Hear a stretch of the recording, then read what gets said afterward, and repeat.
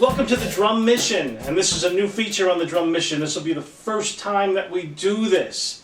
This is an interview. This is to help all you guys out there that are trying to make sense of the pandemic and trying to find gigs and do gigs and all that kind of stuff. And maybe you can get some help from some guys who've been through it, are doing it, have done it, will do it, all that kind of stuff. So today I have with me, and even though he's not really, I'm going to call him a very good friend anyway, because we have a lot of friends that are in common.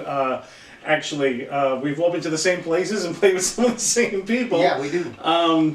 This is Donny Brown. Probably the thing that you know him best for is he is one of the founders and drummer for the Verve pipe. And we're going to talk about that and talk about a whole bunch of things. How you doing today, Mr. Donny Brown? Good to see you. Good to see you here. Thanks for coming by. No problem. You're helping me, and we're doing this together. Amen. All right. So what started it for you? And I'm talking about, let's go back.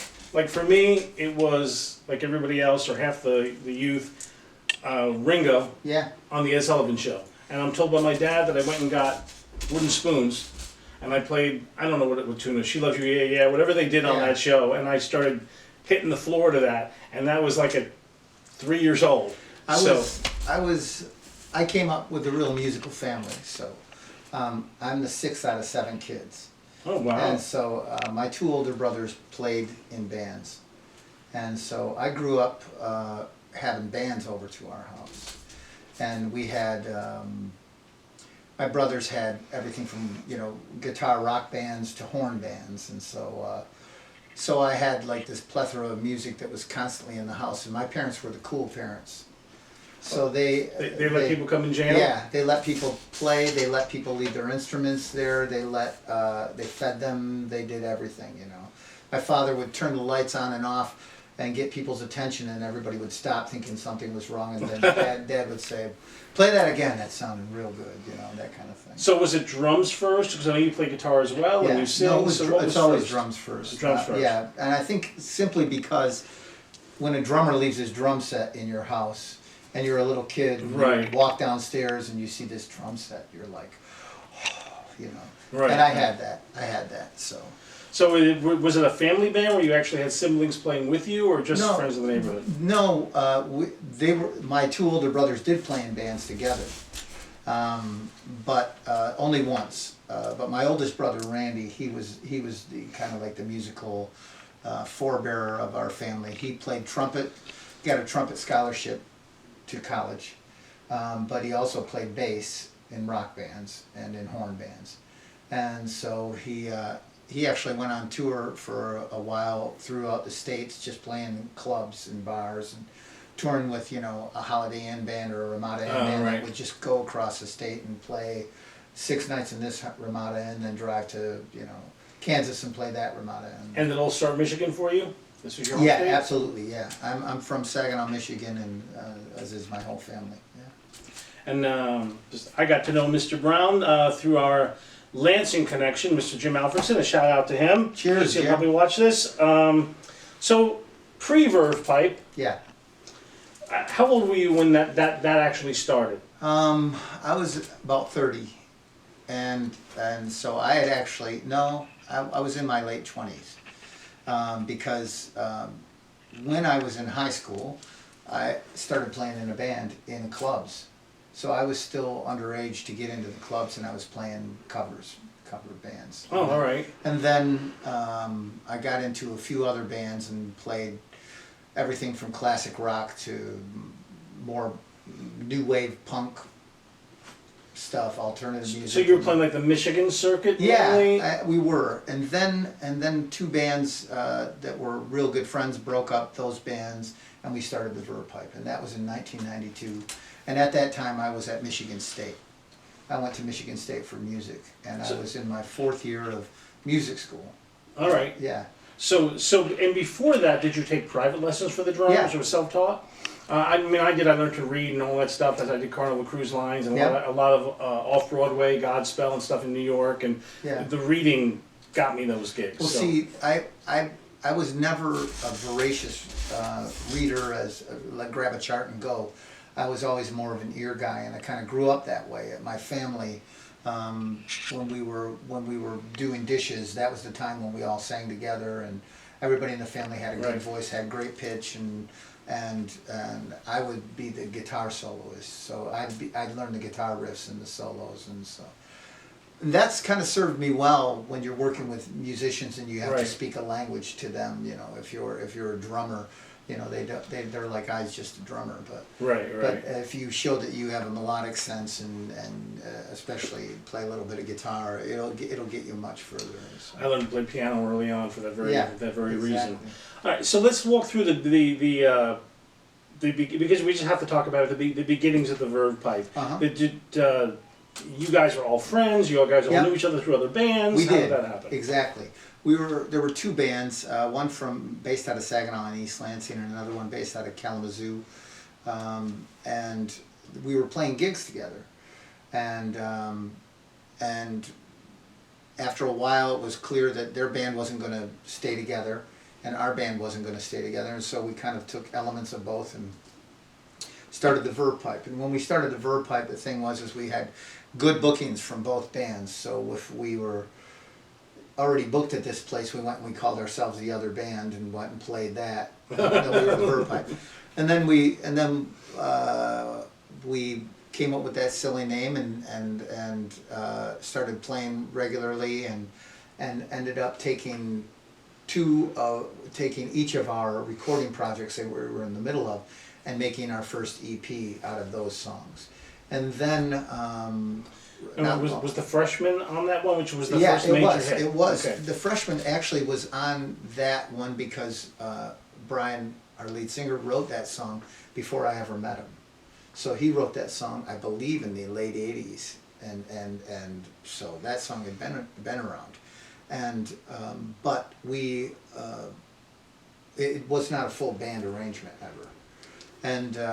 When we ended up getting our deal, which was after another independent release that we really pushed and had a lot of great success with locally, as far as being able to sell. Well, I mean, if a band sells 40, we ended up selling 40,000 of our own independent release.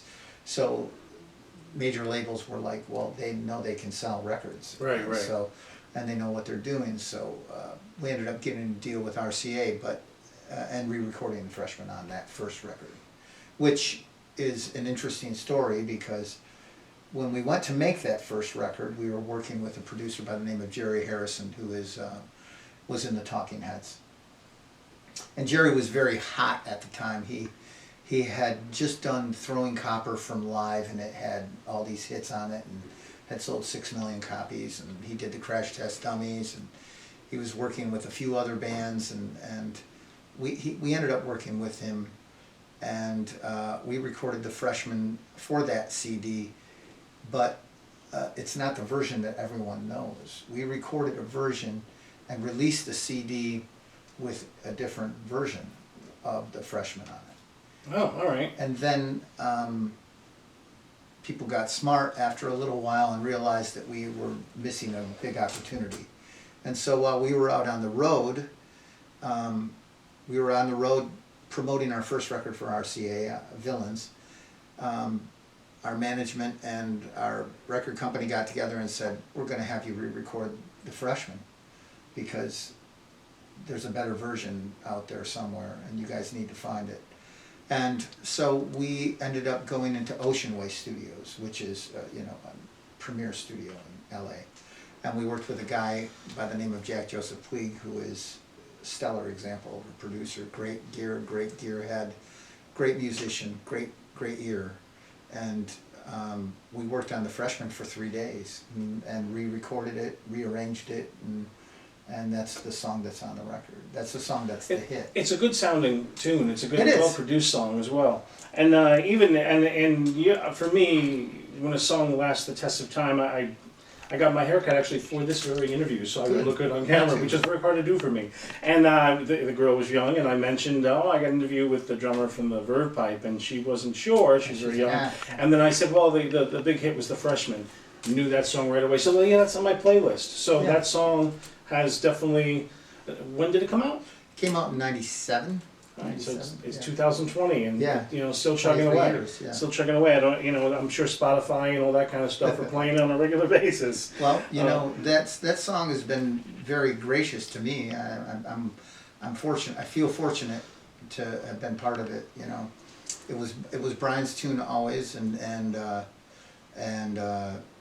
I knew that there was something there from the first time I heard it.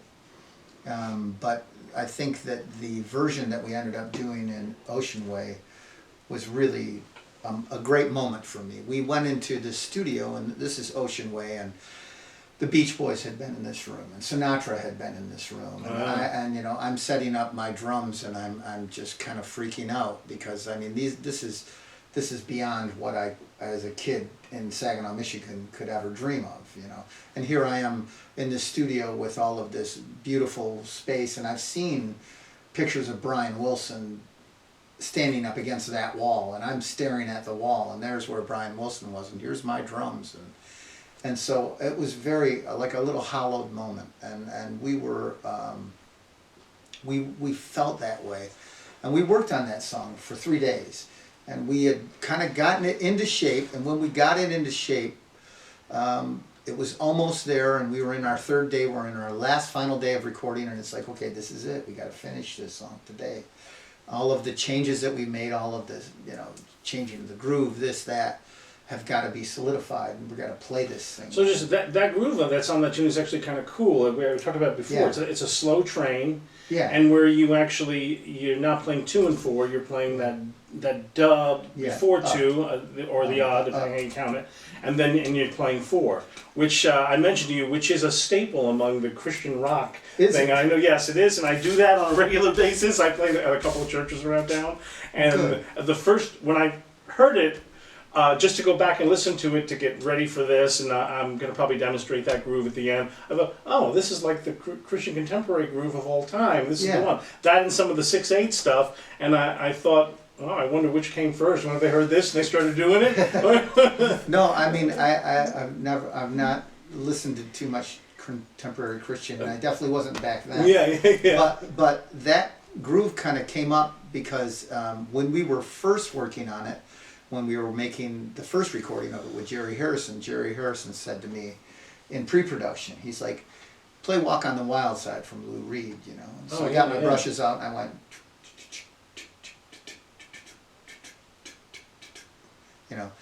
and I'm playing that groove on the brushes, and we start playing the song, and I'm just like, man, this is just so busy. It's just so busy. Right. It's just like breaking up. It's got all these accents in it.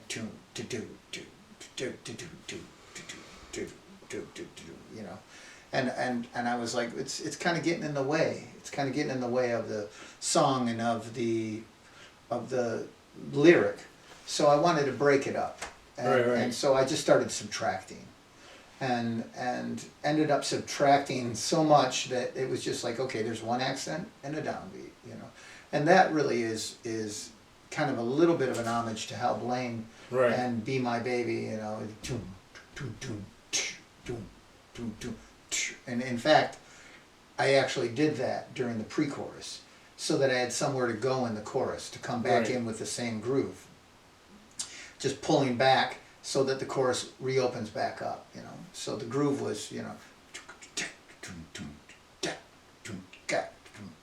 the pre-chorus,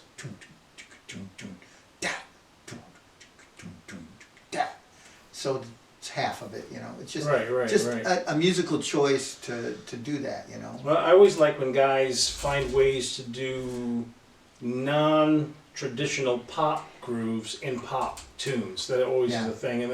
And there's been a couple of guys and a couple of songs, Here Comes the Sun would be one of them, which is a lot of weird odd meters, but it's a pop tune. Yeah. And there's been several tunes throughout it. Of course, Steve Gadd, famous for 50 Ways to Leave Your Lover, which is a military Radamacue thing that he's got going on there, but it's a pop tune. And one of the most successful little drum things. And I'm of a believer that a cool drum groove will make a song or kill a song. Oh, yeah. You can't hear Come Together without those triplets that Oh, Ringo yeah, does you on the know, tom for sure. That's Or in it. the air Yeah. tonight, you know, that's Yeah, what it is. yeah, all that stuff. Yeah. So kudos to you on that. I Thank think you. I listened to it a couple times so That's that I can demonstrate it as well. Let's a little more about the Verve, and then we'll move on to some other things. But the writing aspect, were you writing tunes before? Because Yeah. you're listed on several Yeah. tunes as either a co-writer or a writer. I was writing songs, and we were writing songs separately when we were in the separate bands, and when we kind of got the bands together, I kind of started writing a little bit less, and that was something that was, I wish I hadn't done that, because then with the release of the first record, I didn't have any songs on the record. Had I had a song on the record, it would have been much better off for me. But that I had always written, but at that time we were going through the process of finding management, getting a Right. record deal, getting a crew, getting a band, just building our band and building our getting this whole thing rolling, and it turned out great, but my songwriting went by the wayside, and by the time we got to our third record and final record for RCA, I got my songwriting back on track, and I think I wrote five songs on the last record. Now, I write a little, and I play piano, so mostly I write on piano. I don't really write from a drum groove. What's your writing process like? Do you start from a drum groove, a guitar riff? Guitar. I start melodically. So usually I'll write changes, and then I'll be humming something, and a lyric will come to me, like a phrase or something, and then from there I'll build on that. And some things, the best things I've written come fast. That's not necessarily true. Some of the stuff that I love the most took forever, but the things that people react to or have come pretty fast. And so I've been lucky that way. So, we talked about this a minute ago, and talk about this again a little bit. So my piano playing really informs my drumming. Okay. Especially when somebody gives me a tune, because I have an idea of what they're going. I tell my students all the time, learn, whether it's guitar, Yeah. whether it's piano, I don't care. Something that's chordal, a little melodic. You don't have to be great. I'm not a great piano player by any stretch of the imagination. So how do you feel guitar playing has changed or informs your drumming? I think more than anything, when I listen to the drummers that I really love and respect, and I go back and I listen to their material, the Ringos and the Ian Pace and other drummers, I just listen to how they're playing, what they're playing for the song, and that's where I begin. That's what I emulate. And so even if I'm writing, I know that hey, the drums are here at this point right now to be supportive. Right. But I have done plenty of songs where the drums were like, yeah, that drum groove would not be, or that song would not be what it is without that drum groove playing that way. But it's always, the drums always serve the song. Exactly. Yeah. Exactly. And moving on to a couple of different things. So right now that the Verve pipe is ended, you're not working with them anymore, No, right? I'm not. They're still around. They're still around. I'm They're touring with you. But how are you now surviving since that ended? Pre-pandemic, in pandemic, Yeah. making a living. I've been playing music, for many, many years, and that's all I have been doing. So I'm fortunate that I've got a list of friends who will call me up for gigs, and I've got 4 or 5 bands that I'll play different various gigs with, whether it's a wedding band or whether it's a blues band or whether it's this or that. I've got a gig on the horizon, but with COVID, of course, all bets are off, and Right. I lost everything, and I was supposed to do a West Coast tour, I was supposed to do an East Coast tour, and I was supposed to be in Europe, and all of those gigs just went away. Everything just evaporated. And so, for the first time in my life now, I'm actually drawing unemployment, which is just a freaky thing, you know. And I find myself just doing what I can to make sure that when the sun decides to open back up and we're able to start gigging again, and you've got to be feeling this too. I've always made my living through, you know, I'm the ultimate freelance guy. Yeah, I know. I mean, yeah. I came to know you through playing, seeing you play with like 5 different people on YouTube videos. Right, Yeah. right, yeah. So it was like, oh, and so same thing. You know, everybody's going, and you know, Tasha Owens was one of the local Yeah. Detroit divas, and Thornetta. I've worked with her as well. She knows me very well, Yep. and but everything is, you know, even my students. I always carried 40 students or so, and now I'm down to like 10. Yeah. And hence why I started the YouTube channel. Well, you know, I mean, something. I was teaching for a while, and it's easy to get burned out on teaching. Yeah. Because you end up having, teaching is kind of a glut. You have these students that don't care, and then there's a drop off, and then there's kids that really care. And, It's about a 1% ratio yeah, with the kids that really want to do it. yeah, and it's tough. It's tough, and well, there's just too many things in the world nowadays for Right. people's attention. And to be honest, teaching on Zoom is just not that. I could teach all day, actually, person to person. Yeah. Teaching on Zoom drums, especially with finger technique and bounce Oh, methods, yeah. very difficult to do. But you trudge on, you know. Somehow, between some of the churches and Tasha and Jim and Greg, Yeah. just enough.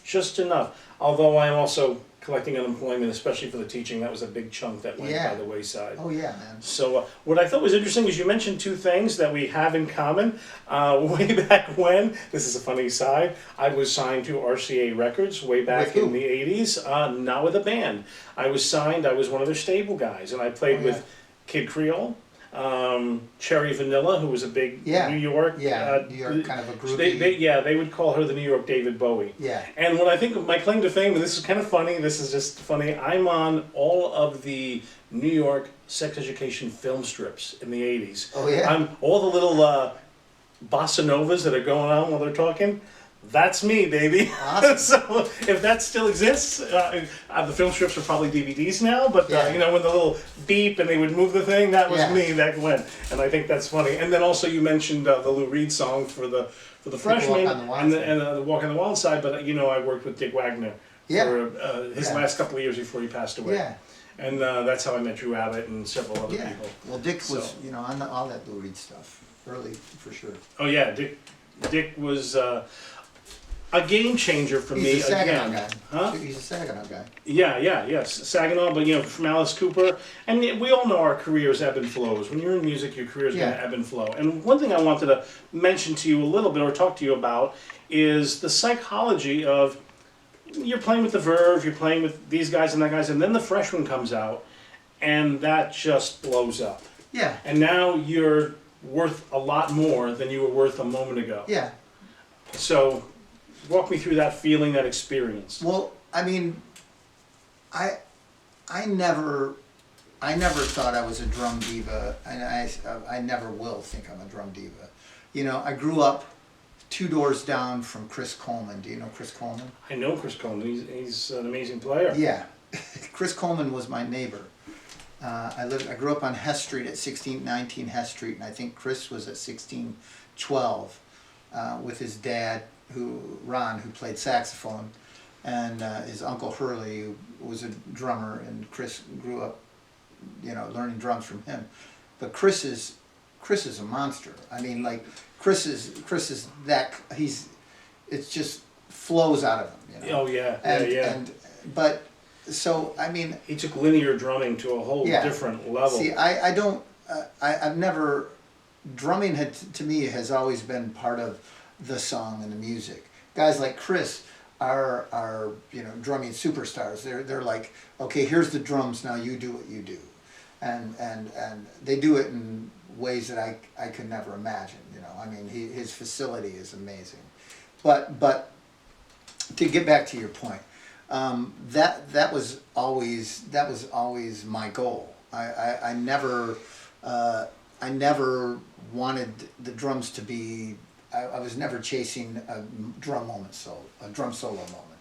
I was always wanted the drums to be part of something, and those are my favorite musical things.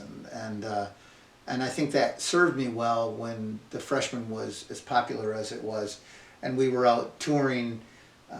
When I think about it, I look at it just like you do, probably from okay, I played sex education film strips to now I'm out on the road with this person and I'm touring, Right. and it's a much better gig, you know. Right. So I mean, it's like I went through the genesis of like, okay, I'm sleeping on a van floor. We're all sharing a hotel room, and I'm sleeping on a hotel room floor. And now it's like, okay, now I'm sharing a hotel room. And then I got to the point where I had my own hotel room. And so, I mean, it's this thing. It's all part of the process, and it's all part of the journey. And that's really the only way that I've been able to survive, because, I mean, there have been some incredible highs and there's been incredible lows. And you can't keep your head about you if you're going to be one or the other, because if one or the other ones will bury you. You know? Right. At least I believe that. And the other thing that's always been great for me is that I get a great kinship with musicians. I mean, like, I know you through Jimmy Alfredson, and Jim Alfredson is a beautiful guy and an incredibly talented guy. Yes. So definitely. like, you get around a guy like that, and it's just like, yeah, I want a little Jimmy to rub off on me, you know. So it's like anytime Jimmy needs something, and that goes for a lot of my friends. I got my buddy Michael Robertson and Scott Van Dal, my buddy Andy Reid, and all these people who are constantly making music, and they need something. It's like, well, I want to be the guy there for them, you know, and because in the end, this is going to be nothing but positive for me, and so that's where I invest. I'm not a shredding downstairs to try to see how fast my feet can get. Right.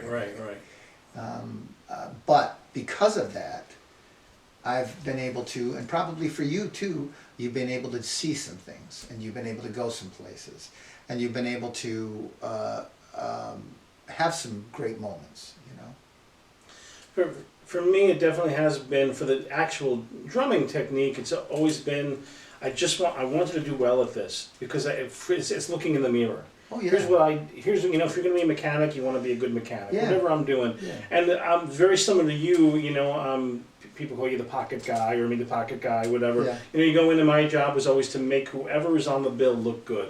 That's always been my Yeah. teacher. I studied with Joe Casadas in New York way back Right. when, who was Oscar Peterson's drummer. Oh geez. And he was really, I mean, I got all my hand technique from him, but he was really about, at the end of the night, if they thought you were a great drummer, but they couldn't hear the vocalist, you probably just got fired. You Yeah, know? yeah. So, Good. You know, Yeah, agreed. But if they, so when I'm playing with Tasha or Thorne or Jimmy or Greg or Yeah, yeah. Drew, the idea is, or Dick, they don't know who I am. They don't care. It's not, my name's not on the bill. Yeah. When I'm done, they're going to look good. They're going to feel good. They're going to be happy. The people are going to be happy. And I mean, that, that's the think- best thing yeah. that's the best thing in the world, is when you get off of the bandstand and you're backstage, and you know, somebody who's up there in front singing, or been playing guitar all night with their back to you, and only caught glimpses of you over cymbals, and comes up to you and they're just like, man, it was awesome tonight. And it's like, yeah, you know, I was trying to lay it down. Okay, we're going to a little rapid fire for a little. Okay, favorite drummers. You can start way back from Ringo all the way up. Just give me about Ringo five. by far. Okay. Ian Pace from Deep Purple, always. Both lefties, by the way. I am also a lefty. Yeah. But Ringo, of course, played right. Played right. But gosh, I love Paul Wertico with Pat Metheny, the Pat Metheny group, and I was just astounded to be able to meet him and talk with him. You Oh know, wow. like spend a little time getting to know the guy. So that's been, you know, not to get off of the 5 drummers. Let me That's finish. okay. 2 more drummers, of course, Vinnie Colaiuto. Vinnie Colaiuto, everybody, right? Gad. There's a lot of really cool drummers. I love Ed Toth, my buddy from the Doobie Brothers. He plays with the Doobies. Yes. And he played with Vertical Horizon. He's just always solid. Every time I watch him play, it's just like, it's just pocket, and I love that. There's too many, you know. I mean, I like so many different guys for so many different reasons, you know. Yeah. And as a lefty, I'm a big fan of Phil Collins. It's one of the things that me and Jim have Yeah. in common, just that we both have a big Genesis. not only Jones? Genesis, his own stuff, Yeah. even the big band stuff he did. Like Yeah. Phil is a very underrated guy, and he was He lefty and is set up super. lefty. He's super underrated. Yes, So, yes. I mean, when you listen to him play an open roll and it just drags the way it opens up. Oh yeah, You know, yeah. even on their hits, his little version of a Motown Phil, the boom, Yeah, yeah. it's just the way it opens up, and when he did that tune for Howard Jones, No One Is to Blame, and he produced that, and the drums on that, it's just like, oh God, Phil, he's got a great touch. great tone, great that big giant drum sound he always played with. Just such a good player. What are you doing right now? What is going on for you right now? Well, I saw on now- your website an EP that you're doing. I'm working on another Okay. EP. I'm working on another record of my own right now because there's a lot of downtime. The last few months I've been remodeling my home, and so that's been like, okay, put a bunch of plastic over all of your microphones and over all of your drums because you're about to tear up the floor upstairs and that kind of thing. So I took advantage of that, but now my studio is up and running, and because of that, I'm able to throw some tracks towards people and things like that. And so I spend my time working on a few songs a day for different people, and then looking for gigs, anything that comes up, in the hopes that I can turn it down. Any gig coming up in the near future that we can? No, I don't think there's anything coming up, because I'm just waiting, just like many other drummers, for this person to be able to get back to their dates. And even I've done a lot of things where I work with a couple other vocal groups where I will go out and advance their shows and tour manage for them and run front of house, and everything's gone. I mean, like, Right. all the advantages of being a musician are gone right now, and just the hardships of being a musician, like the no health insurance and things like that. Those things are still alive and well, and scary. So I'm just hoping that we can all get through this, and we can all, come out the other side healthy, and then get back to creating and making something that people will like to hear again and again. We actually may have a gig coming up together, from what I understand. If it was Yeah. postponed. Oh yeah, it was. Well, yeah, See, right. but just another postponement. Right, postponed. And it was postponed Yeah. directly because of COVID. Yeah. Keep looking for that, folks. If people who know me know I did Abbey Road, and this is kind of part of that. That was a Beatles tribute. Yeah. And this is kind of taken from that, where, and I did this with Danny Serafine on a couple of the Wagner things. Oh yeah. Where him and I played together. Oh. And great. so I've talked to Greg, but right now with the COVID thing, to get a place big enough so that can Yeah, happen so and that- everything yeah. like that. I So, actually brought that up to Greg too. It's like, do we want to do the end so that we can do a double drum thing back and forth? Yeah. And Greg said, in the studio that we're gonna book to do this, and Yeah, with yeah. the cameras and the lighting, he's like, there just isn't room, Yeah. and for everybody to be safe, and but he's talking about a recording a podcast that we're going to do, a live broadcast of a performance of Beatles tunes. Beatles tunes, right? And So I'm hoping to get my voice back for that. It's kind of fried right now after I was out in the cold this week. The weather changes and my voice just goes. Well, and the one thing about the Beatles tunes, even though it was mainly Ringo, they used a lot of percussion tracks, and there's a lot of ways you can do that with kind of interlocking stuff. And Yeah. I don't know, I had some ideas in my head. I said, he can if he wants to play rhythm too, but he can come back. We could do like little double drum stuff. But again, maybe when COVID's done, we could attack that one again. Yeah, no doubt. So. Or maybe we'll both just have masks on, and I'll be staring over your shoulder. Yeah. So. Anyway, I want to thank you for watching with us, and stay tuned because I will take some time to demonstrate the little thing that was going on in the Freshman, the little train kind of New Orleans-y, walk on the wild side type thing. And tune in for some more. We're going to be doing once a month. We're going to be doing interviews with somebody, and they're going to be a drummer. All right. Thanks for tuning into the Drum Mission.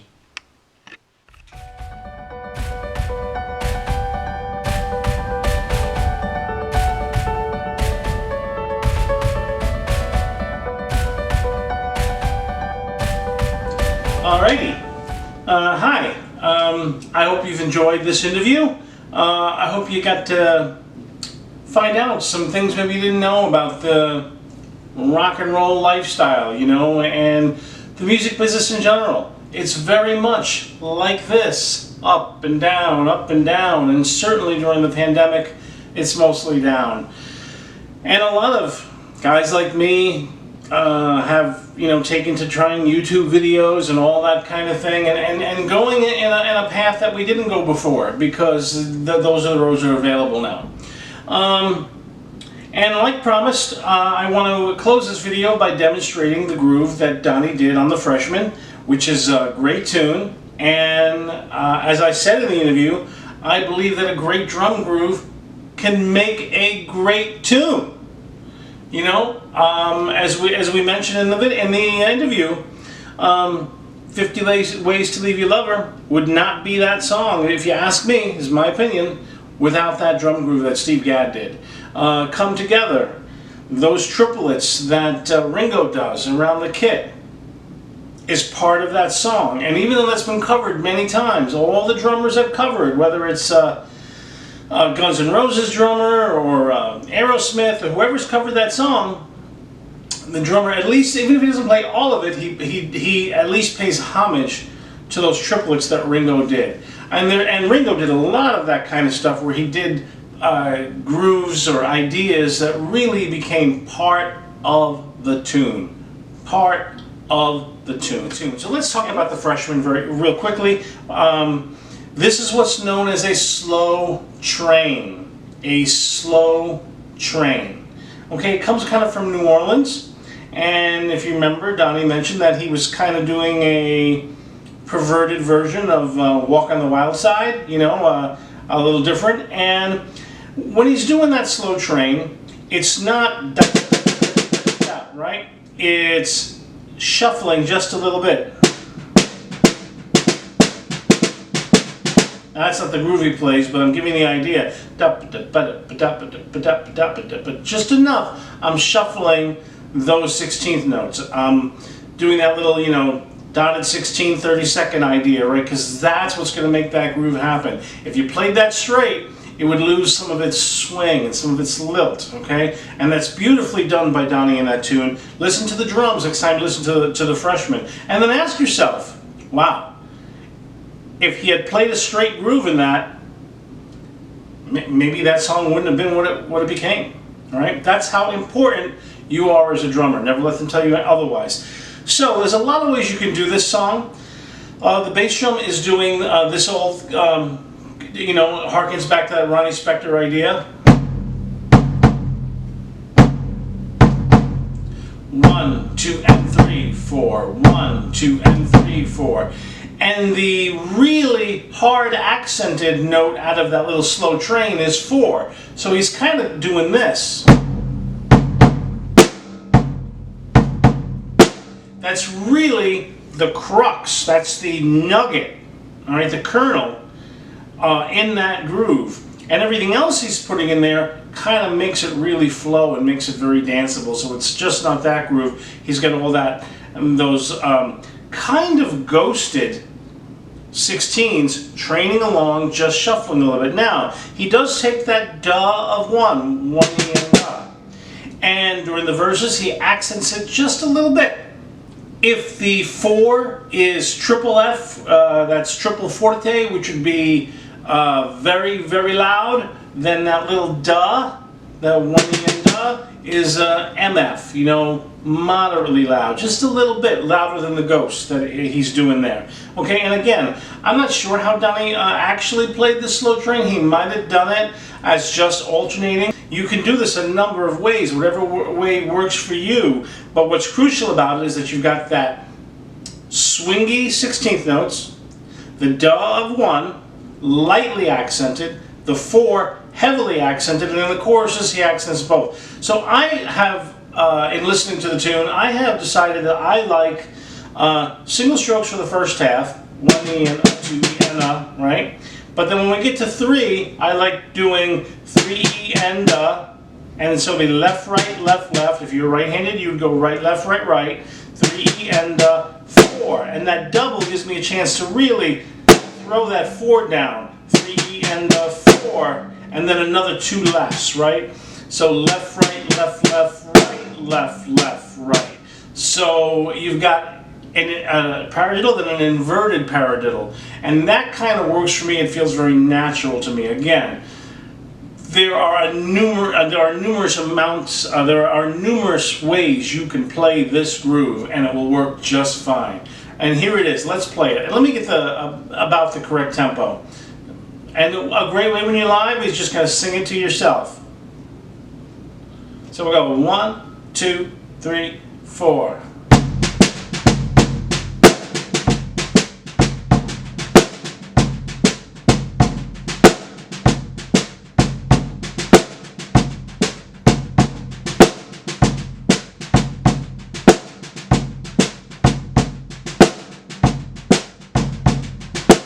And then in the choruses, we do that first accent a little harder.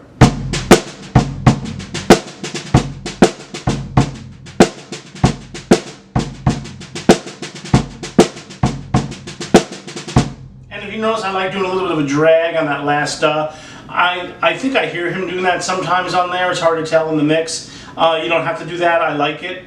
So I throw it in, a little triplet drag. Again, that chorus.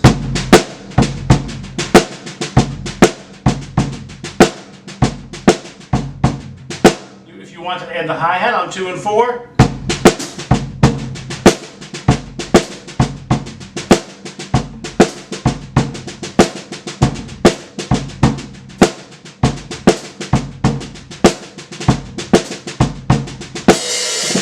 And there you go, there you have it, the Freshman. You can do that traditional grip, you can do a match grip. I probably would end up playing it traditional sometimes. That's one way to do that groove. Like I said, there are many ways. Anyway, it's the first time I did this kind of thing. I hope you enjoyed it, I hope you got something out of it. I hope it opened your eyes up to the music business. And don't get me wrong, it is a great life. I have no regrets, but it is something to keep your eyes out open for. It is not like a regular paycheck job. Anyway,